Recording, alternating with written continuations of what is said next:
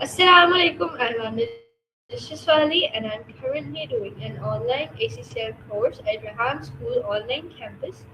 My today's topic is sorry, not sorry. How does more than phrase evolve? And I'll be asking some questions about the topic to call Maya. So let's start. So my first question is, what does sorry, not sorry, mean to you? Mm, it's basically the ultimate linguistic shrug. It's a way of saying, yeah, I might have done something that looks wrong to you. Don't regret it. It's like giving apology with one hand while taking it back with the other. So why do people use sorry, not sorry, instead of simply saying sorry? It's all about that power shift.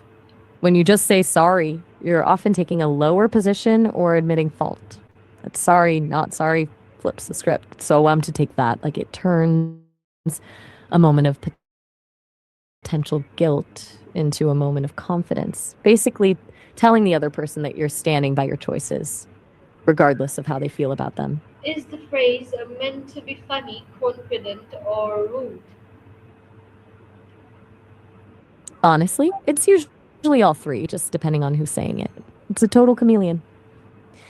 It can be playful and cheeky between friends, way to signal confidence in a choice you know people will judge, or just a flat out rude way to dismiss someone's feelings. It's the same phrase, but the vibe depends entirely on the relationship and the tone. So how has social media helped popularize this expression? It's basically built for the feed. It's the perfect caption for a curated photo where you're showing off something a little indulgent or bold.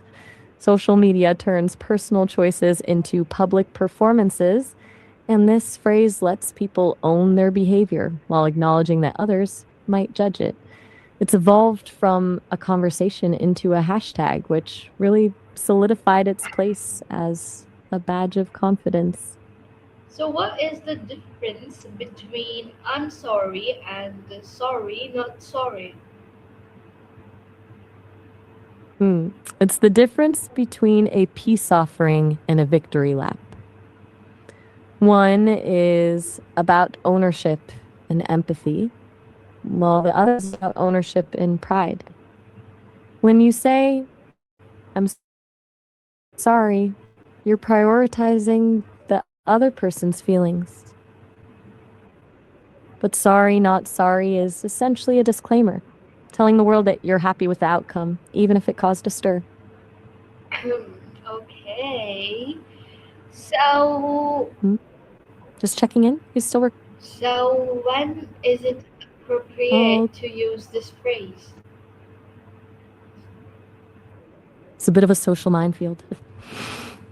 It works best in low stakes moments like eating the last slice of pizza when you know someone else wanted it.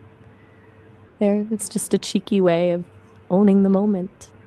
But in anything actually serious, like a real conflict or something that hurts someone's feelings, it's usually a disaster. That's when it stops being confident and starts being dismissive.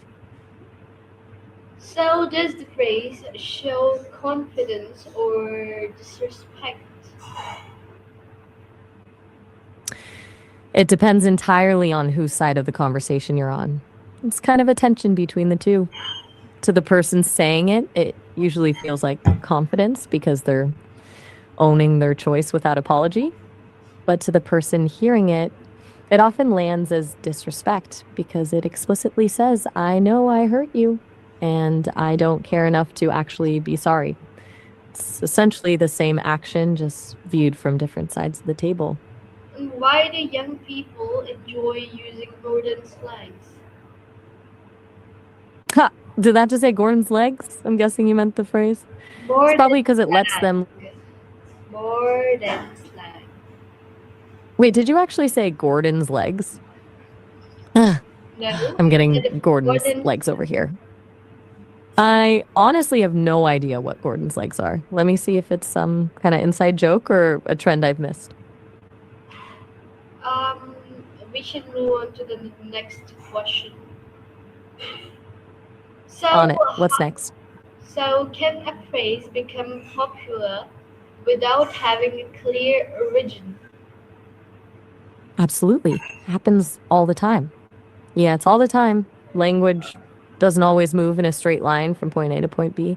A lot of the time, a phrase just starts as a pattern of speech in one small community or on one specific corner of the internet, and people just start mirroring it because it feels right before anyone even thinks to ask where it came from. It's already become a cultural shorthand. It's less like a discovery and more like a slow burn infection where everyone just catches the same way of talking until it's simply the way things are said. Why do people sometimes use humor instead of serious apologies? Humor is like an emotional safety net. It's a way to test the waters without fully committing to the vulnerability of a real apology. By making it a joke, you leave yourself an exit strategy if the other person isn't ready to forgive you yet. So, can this phrase encourage people to stand up for themselves? In a way, yeah.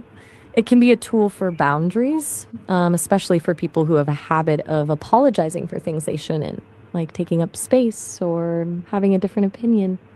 It transforms a reflex into a choice. But there's a fine line because while it feels like confidence to the person saying it, it can still be perceived as cold to the person listening. Okay. So, how do Hmm. different generations understand this expression? It's a total generational gap thing. Younger generations, especially those who grew up with social media, tend to see it as a form of authenticity and self empowerment. They're more likely to view it as owning their identity and refusing to apologize for their preferences or quirks. But for older generations, it can feel like a lack of basic politeness or a disregard for social harmony. They might see it as a dismissal of the other person's feelings rather than a statement of confidence, turning a quick phrase into a bit of a cultural clash. Okay. What Mm, makes hmm a new expression become part of everyday language? It's all about the tipping point. It usually starts with a small group using it, but it only really sticks when it fills a gap that existing words can't. When a phrase manages to capture a specific feeling or a social dynamic in a way that feels fresh and efficient, people naturally gravitate toward it. Once it hits a critical mass, usually through social media or a viral moment, it stops being a quirk and becomes a shared cultural shorthand that everyone knows how to use without needing an explanation. Okay, Mara. So, my last question is what does the popularity of sorry, not sorry, teaches about language and human behavior? It's pretty telling. It shows that we're in a cultural moment where authenticity and owning your choices are being prioritized over social harmony and fitting in. Language isn't just about words, it's a mirror of our values. And the shift from I'm sorry to sorry, not sorry tracks a larger movement towards self empowerment, where the goal isn't necessarily to make everyone happy, but to be honest about who you are and what you're doing. Okay, Mara. So, thank you for your call and thank you everyone who will watch it. I hope so you liked this session. I'll end the call and I'll end the recording as well. Allah Hafiz, everyone.